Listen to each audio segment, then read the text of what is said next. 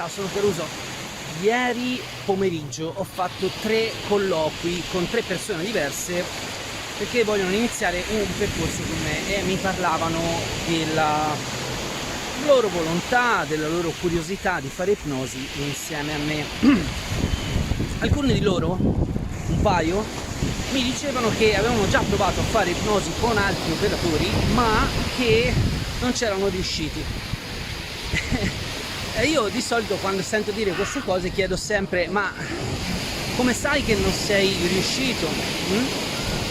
E vengono fuori le cose più disparate. Le persone vedono in televisione qualcuno con gli occhi chiusi e ci mettono dentro delle inferenze, ci mettono dentro le loro convinzioni, il fatto che credono che siccome risponde a dei segnali, con dei segnali idiomotori o comunque con delle frasi in particolare, quella persona sia in trance, che sia chissà dove, che abbia perso la coscienza.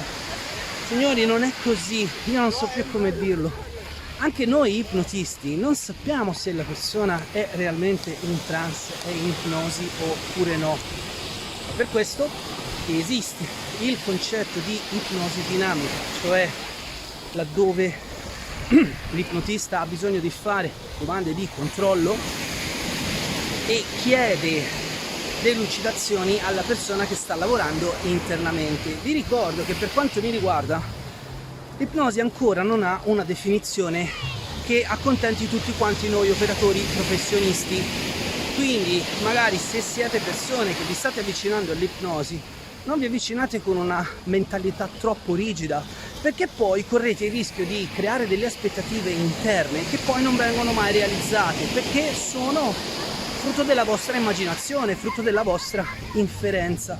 E state attenti alle persone che vi dicono: io ti ipnotizzo e tu fai determinate cose, perché non esiste niente associabile all'ipnosi se non legata alla propria volontà di accettare delle suggestioni. E vi ricordo che ho scritto un libro che si chiama Fai ciò che ti dico e ti spiego perché l'ipnosi è legata alle suggestioni e che cosa realmente sono le suggestioni, cioè l'unità contrattile, diciamo, dell'ipnosi.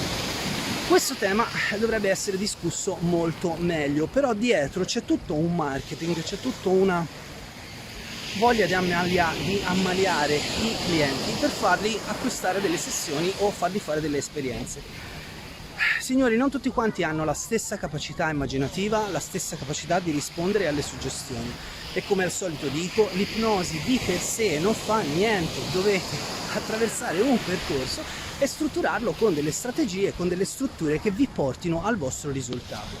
Spero questa volta di aver fatto un po' di chiarezza. Se avete delle domande specifiche lasciatemele sotto nei commenti, non credete a quelli che fanno i video che ipnotizzano le persone, perché poi loro stessi non sanno, queste persone, che cosa stanno vivendo, e molte delle cose che vengono raccontate dopo una sessione ipnotica subiscono quello che si chiama post-razionalizzazione, ovvero la nostra razionalità va a giustificare quello che è successo, quello che si è visto, quello che si è esperito.